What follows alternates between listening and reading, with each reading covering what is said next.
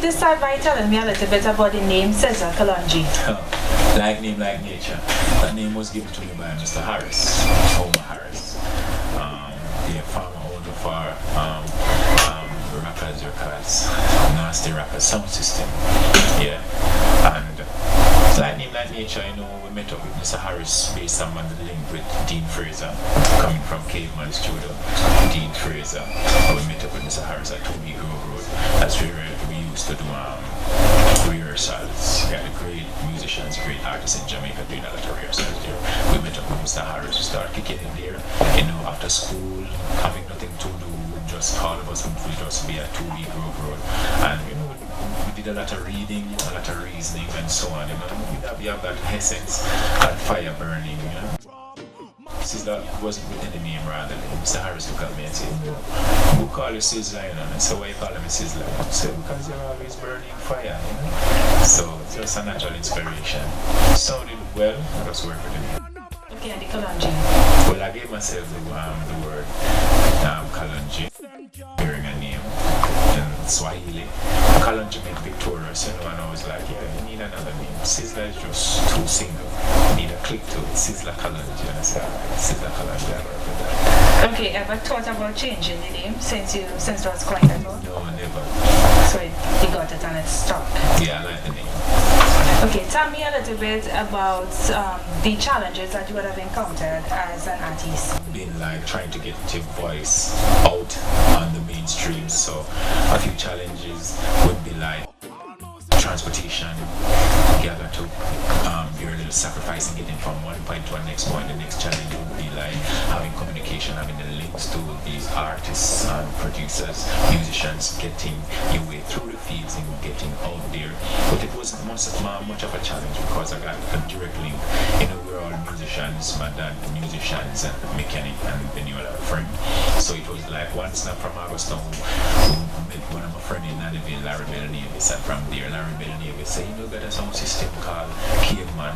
We went to Caveman, knew Caveman for a good while, and there we start working with a lot of rehearsals, singing on heavy rhythm. Caveman would just put on a rhythm and Sizzla would just be singing on that. So I grafted my craft from there, and from there straight to Dean Fraser and Homer Harris. So it wasn't much of a challenge. I would say it would be more of patience. Okay. Yes. It's often said that you are the leader of the conscious reggae movement. What are your thoughts on the evolution of dancehall and reggae music from what it was to what it is today? Well, we're in an ever-changing time, you know what I'm saying? People coming up with new ideas based upon the situation, their environment, based upon the whole suffrage, what we've been through as black people. You're going to have a little changes here and there, but the dancehall and the reggae music is really authentic indigenous music to the black people, Caribbean people, Jamaican people, and I don't think the nowadays approach, or I should say where it's at now within the evolutionary sense, made any real change to it. You know what I'm saying? It's just new artists coming in, making their new style, making a new break, showing the world where they're at. But I think the original people and what we expect of dancehall, it still maintain its real cause. So it's not much just of a sense where it's sway much, you know, because it's just lyrics. You can have other generations coming in the reggae dancehall for the new era, and they can be in the music and make other impression, lasting impact in the music. So it's not much for me with the new evolution of the music. I just maintain the cause and be conscious about it. Okay, it's often said as well that black people or Negro people have lost sight of who they are. We no longer really appreciate what our forefathers would have gone through for us to be able to enjoy certain freedoms today. Yes. What do you think could be done to address this feeling pride in our ancestry? Well, I wouldn't say all black people, I would say some of us are really neglectful of the cause and where in which our foreparents or ancestors have fought alongside, having us this privileged time where we can express ourselves, because we're coming from the transatlantic slave trade days where our people weren't being accepted in a lot of places. So what I think can be done about it is just for us to take more advantage in manipulating the medias way in which we can publish and promote all the cultures and the truth about ourselves and where we're coming from, and be more unified, be more loving, be more respectful of ourselves, and just find that space in your heart to always be reaching out to people and be more polite in the sense. And I think we can make a change, because we're in the time where we got the increase in technology. You got you got all these features. You got the applications, the WhatsApp, the Facebook. You got social media now, and a few decades back we weren't with all these privileges based upon technology. So I think we just should take advantage of the media and all those knowledges we got in the books and what we got in our brain. We should just find a way in getting it out to the public, and I think that can make a better change for us. And some of us complain that some of the more read people who study more, they complain or they say that what is being taught in schools is not the true history of African people and people who came from Africa. What are your thoughts on this? Well, my thoughts on that are really truthful. The medias have, and I would say this, the medias, they have long been distorting the truth, because you got black people in slavery. Yes, our people are in servitude, and anything just to distract you from seeing your real self, your African culture, and your cause as a black man, a black woman on earth, they're going to try their very best to just blot out that for you. So it's for you as a people, as a nation, as a person, to just search and keep teaching your nation, keep teaching yourself, keep teaching your family, and educating them about what's really happening, what's been happening from then, and where we are now, and what we should be doing for the future. Okay, one of these social issues that, well, here in Trinidad and Tobago, we are faced with a growing trend is the pervasiveness of rape culture here in Trinidad and Tobago, in that it's almost normalized. So it's almost expected, so that a woman walking down the road, a man could feel free to tell her what he wants in ways that are more often than not very disrespectful. Or a man might feel free to grab on a woman, touch on a woman, because in his mind he looked good and he's paying her a compliment. Do you think that music today, modern music, has contributed to the pervasiveness of this rape culture? Well, you could say yes and no, because then again, in the beginning was the word, and the word is Jah. The word take unto itself flesh, and it's the words that we've been using that's really insulting us, or should say giving us that joy of intelligence in recognizing ourselves as true intelligent people on earth. I don't really think or believe that an individual, especially males, should approach a woman in such sort, and I don't think we should I don't think we should be using our music in approaching women in that sense, because it's disrespectful. You know what I'm saying? We're cultural people, and we were taught to respect our elders and honor your mother and your father that the days may be long upon the earth. And with saying all of that, I think we should just maintain a cause of true respect, and showing respect of person and self represent our nation, known and unknown. So the music sometimes sways the people and a lot of individuals, but then again, we can still use the music to put them back in line. So yes, the music do a lot, but we ourselves need to do more as individuals, people living on the earth, living in the country, and especially males. We need to have more respect for a woman. Not because you're going to reach out to a woman, she might not answer, you're going to be disrespectful.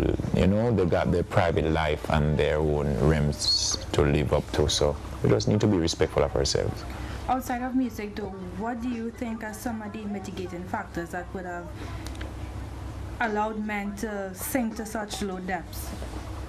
Well, it can be a lot of things, you know. It can be low self-esteem, having no ambition within yourself, having no knowledge of the true worth of the woman and the nation. Can be a whole lot of thing, you know what I mean? Okay, and in preparation for this interview, I did a lot of reading about you. One of the things that I read that stood out is that you're a devout member of the Rastafarian, Bobo Shanti sect of the Rastafarian thing. Tell me some of the misconceptions, widely held misconceptions about that faith. Well, I embrace the whole fate of His Majesty and all the mansions respectfully, not just the Bobo Shanti, the Naya Bingi, the 12th tribe, the Haile Selassie, Jarastafari Royal, Ethiopian Judah Catholic Church also, in which we praise one God, which is Haile King Selassie, the King of Kings, Lord of Lords, conquering lion upon the throne of David. So the misconception of the whole fate of Rastafari is that we're not really studying His Majesty and we're not visiting these foundations to know what's there before we rather be in the public speaking upon all these matters. So we need to visit the foundation, know what they represent, know the aims and objectives, the principles and the precepts of the foundation, and in saying all of that, we can just reverse all these misconceptions what they got about the church, because the church represents the people and it is the house of Jah, and that is where you have to go to know your true self, not just to see a Rasta man on the road walking, talking. That's not it. You need to come to the tabernacle, have services at the tabernacle, keep the Sabbath with them, and then you'll understand best, because some of these misconceptions are basically from people not knowing what's really happening there and who aren't visiting these premises. Okay, in my reading, I saw some similarities between your faith and the Seventh-day Adventist faith, in that you both celebrate Sabbath, yes, from sunset Friday, yes, to sunset Saturday. Yes, and no working during Sabbath hours. Natural. Well, that's one similarity. A slight difference that I saw, though, is the fact that, correct me if I'm wrong, okay, women aren't allowed to have positions of power, for want of a better phrase, within the church.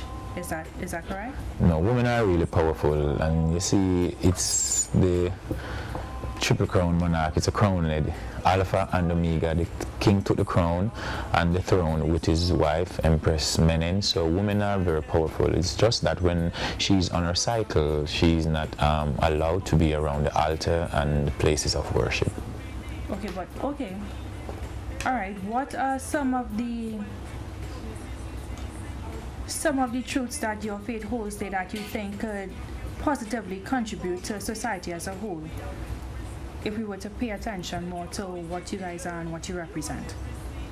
Well, naturally, the whole entire principle of the foundation is for the whole human race, the whole human nation, humankind, and a whole. And societal life doesn't normally want to declare the root of the foundation, which is the Naya Bingi, and we declare the black God, and Israel King is Israel God, and our king must be the person sitting up on the throne of His Imperial Majesty, which is King David, until this time come from the lineage of Solomon right up, which is within I black DNA. So there's a lot of stuff here, and societal life is being based, and they replicate all these culture and ways and principles of Africa. Naturally, so I would say all what society is doing, they rape it from Africa and our ancestors in keeping all these principles and all these orders and occult stuff what they're doing. All those were from days of Egypt, Ethiopia, from that time until this time. We're the foundations of the world and of the earth. So all things came from us.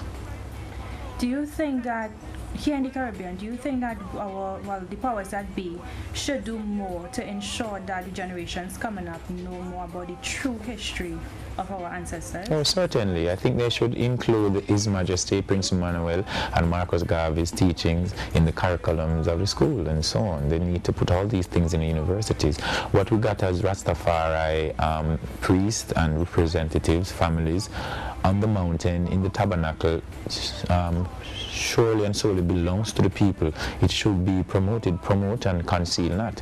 So it should be, but as I said before, with our government having a set of people in slavery, they're not going to do stuff to release these people. So hence you have like the musicians and the artists working really hard to having the people knowing what's really happening. Okay, to go back to your music a bit, what would you say is the secret to your success? You have had a very long, very successful I would say love, patience, humility, politeness, kindness, and responsibility.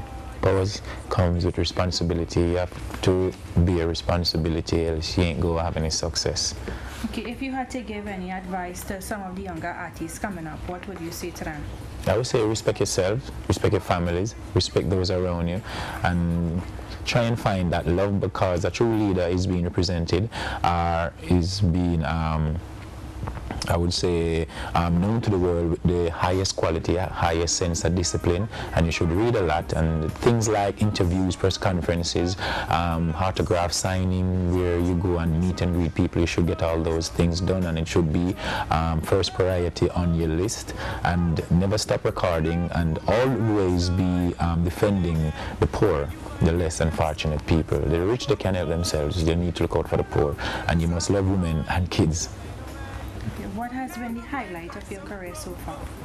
Well, the highlight of my career would be keeping the Sabbath, because that's the root of my career. All what I'm really expressing to the world, to the people, came from the tabernacle, the altar, the Most High, and that's the highest point in my career. That's the highlight of my career, the Almighty. Yeah, the cars, the jewels, the bling, the promotion, it's all a part, but I represent the people, and they need to get the source of truth from the reservoir. So I think the Most High, including the tabernacle and the services, is the highlight of my career, not just what you see on the physical side or in the media. Okay, outside of music, what are your interests? Like farming, construction. I like doing community services. Yeah, I'm a philanthropic person. I like helping to sponsor people doing small businesses. So on, I like motorsport. I like doing sport like bikes and cars and so on. Okay, what, going back, like way back, what would you say is one of your favorite childhood memories? One of my favorite childhood memories, that would be like going to Africa. Being in Africa, meeting these people, because we long spoke about them. We've done a lot of songs singing about all these people, and the people in the Western Hemisphere, in the Western diaspora, they're long wanting to know the truth about what's going on in Africa, because all these great musicians and artists, they came singing about Africa, and the people just can't see what's happening in Africa. With this new age and this time with technology, with the cameras and the iPhones and all those stuff, with all these applications, these apps on the phone, where you can just do some simple videos and stuff, going to Africa, having that love, showing the people that love, and the people giving you that love, that's one of the most memorable time in my career, and it's really important for me, and I choose to say that's a memorable time, because I want to keep the people connected to the source of life, which is Africa, the creed of our civilization. And I'm not here to promote vanity and a big stage show. I'm here to promote the cause of unity and knowing yourself, so you can best operate amongst the world community. So going to Africa, seeing that mass of people based upon a lot of lies they told the people and the medias and all those stuff, going to Africa, seeing the African people accepting Sizzla and all these things, that's really good for me.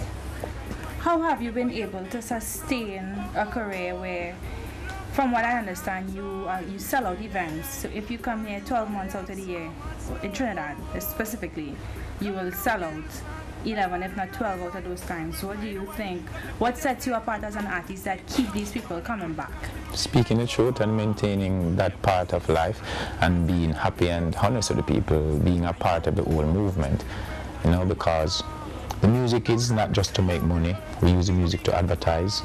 We use the music to do just about everything in our life.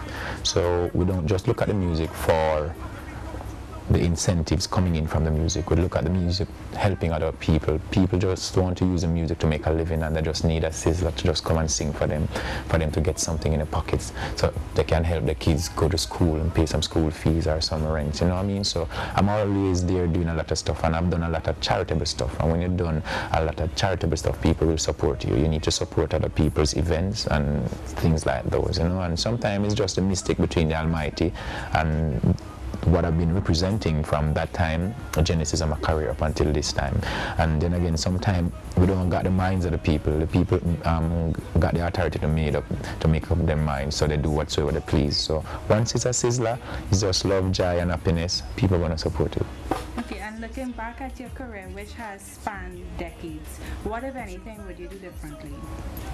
I would only just give them a few videos, and just increase the lyrical potential of the songs and the artists. But Not much. You know, we just meditate and do what the Most High inspired us to do. Were you ever tempted though to move away from the positivity that your songs, that your music is known for, and sing something else? No, what we sang is just reality, what we've been facing based upon our lifestyle and the whole level of survival. So all what we've been doing is just truth and rights. That's what we're being faced with, and that's what we express in our songs. Okay, tell me a bit about, or do you have a favorite song? Yeah, I got a lot of favorite songs. But for now, I would say Holding Firm. Why? Just the topic and the feel, the genre, and the way it came about, the situation, the timing in the country with the political atmosphere and the violence, you know what I mean? And it got that melody and that click to it. It's memorable, and it's pretty an easy song to remember. How do you balance your personal and professional lives? I just do it because it's all a part.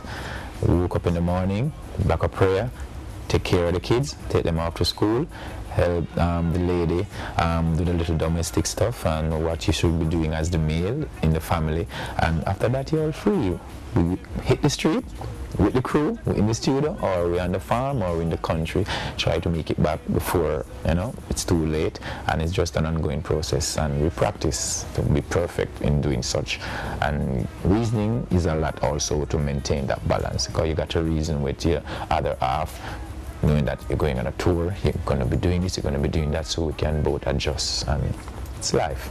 Just work with it. Do you feel like you've missed out on aspects of your children's life with a lot of the traveling that you would have had to do? No, not one bit. So you found a way to You'll have to, yes. Yes. What's next for Sizzla?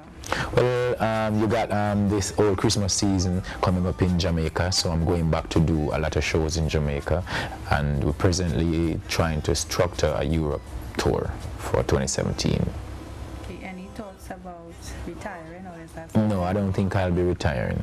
Never, ever. Never ever. No, there's no retiring in working for Jah and the nation. Yeah, once you retire, people are gonna die.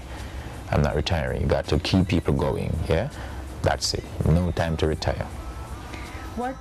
Share with us something that most people don't know about you. Huh. Well, I like doing charitable stuff.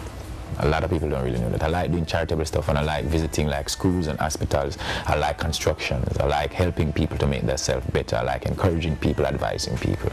Yeah, I like sharing what I really knew and what I've been taught. And I like searching for new knowledge, and I like searching especially for African knowledge. Yeah. You want to share a bit of the details of some of the charitable work that you do? Yeah, well, like for example, it's 2016 now, going on to 2017, so we're preparing for next year Emancipation Celebration, the birthday of Augustown community. But 2016 is the second year since we've commenced the Sizzla Youth Foundation Augustown birthday celebration, where it lasts for a whole entire month, from the 1st of August to the 31st of August, where in which the whole initiative is to eradicate the crime and the violence, to increase literacy programs, to giving people a job.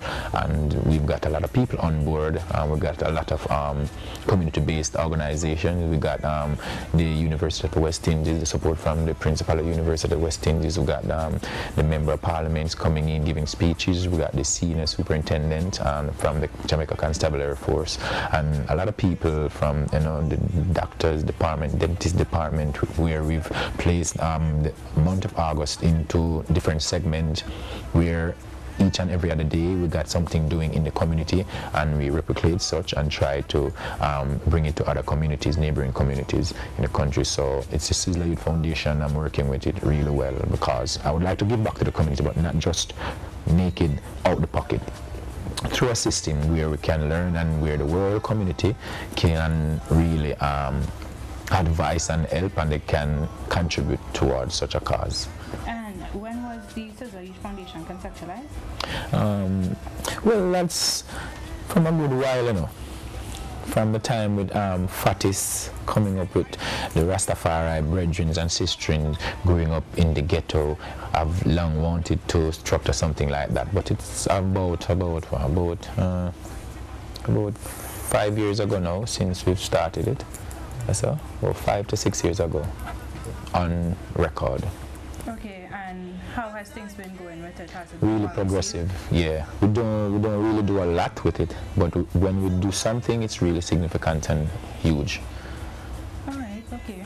Well, Sizzla, thanks a lot for coming in. You're very welcome. Thanks for answering my questions. And I wish you continued success with the Sizzla Youth Foundation and all your other endeavors. You're very welcome. All right, darling. Bless you. Thank you.